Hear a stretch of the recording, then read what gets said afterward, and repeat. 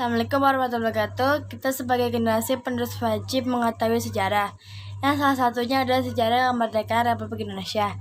Berikut ini saya mau share hal-hal yang jarang diketahui seputar kemerdekaan Republik Indonesia.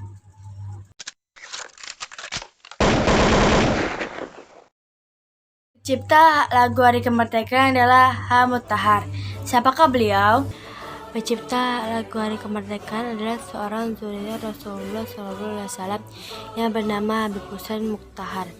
Beliau dilahirkan di Kota Semarang 5 Agustus 1916. Ayahnya bernama Habib Salim bin Ahmad Al-Mutahar. Selain menciptakan Hari Kemerdekaan, beliau juga menciptakan lagu Syukur dan Dirgahayu Indonesiaku.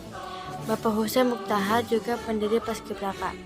Paskibraka adalah pelajar nasional SMA kelas 1 yang bertugas mengibarkan bendera sangsaka merah putih dalam setiap acara Hari Kemerdekaan Republik Indonesia.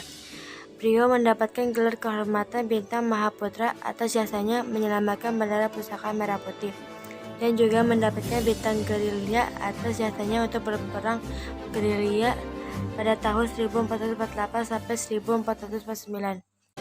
Perancang lambang burung Garuda Al-Habib Syarif Sultan Abdul Hamid II. Siapakah beliau? Burung Garuda sebagai lambang negara Republik Indonesia direncanakan oleh seorang keturunan Suriah Rasulullah yang bernama Al-Habib Syarif Sultan Abdul Hamid II, yang lahir di Kota Pontianak, Kalimantan Barat pada tanggal 12 Juli 1913.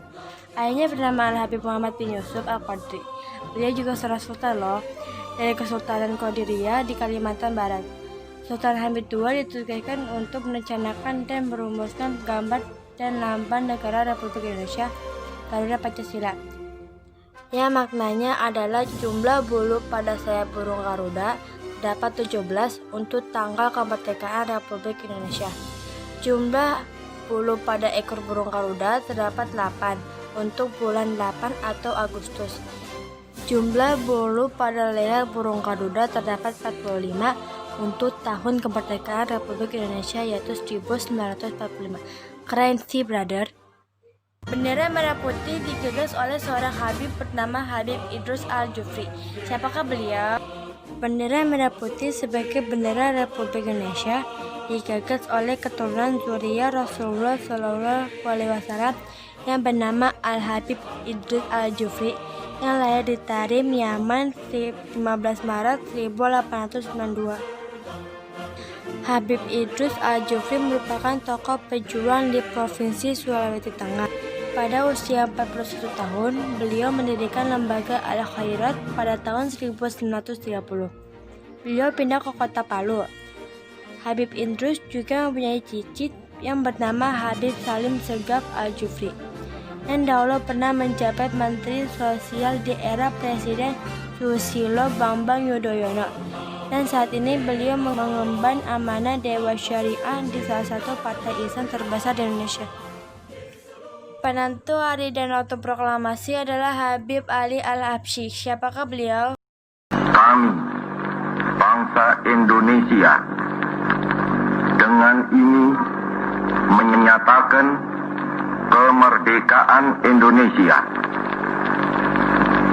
Hal-hal yang mengenai pemindahan kekuasaan dan lain-lain diselenggarakan dengan cara saksama dan dalam tempo yang sesingkat-singkatnya. Tanggal proklamasi dicetuskan oleh keturunan Zuriyah Rasulullah SAW yang bernama Habib Ali Habsyi, dikenal dengan nama Habib Ali Kuitang, lahir di Jakarta pada tanggal 20 April 1870. Dia juga pionir orang yang pertama kali mempopulerkan sistem pengajian majelis taklim di Indonesia dengan nama Islamic Center Indonesia di Kuitang, Jakarta, yang dihadiri ribuan jamaah di awal kemerdekaan Indonesia, sehingga hari ini majelis pengajian populer dan menjamur di seluruh Nusantara.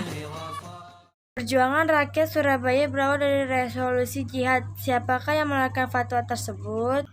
Kemerdekaan Indonesia bukan pemberian oleh penjajah, tapi karena perjuangan rakyat dalam membela negara.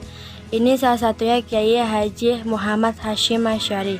adalah seorang pahlawan nasional Indonesia yang merupakan pendiri Nahdlatul Ulama, organisasi massa Islam yang terbesar di Indonesia. Kiai Hasyim Asy'ari mengeluarkan fatwa resolusi jihad yang akhirnya menggelorakan perjuangan.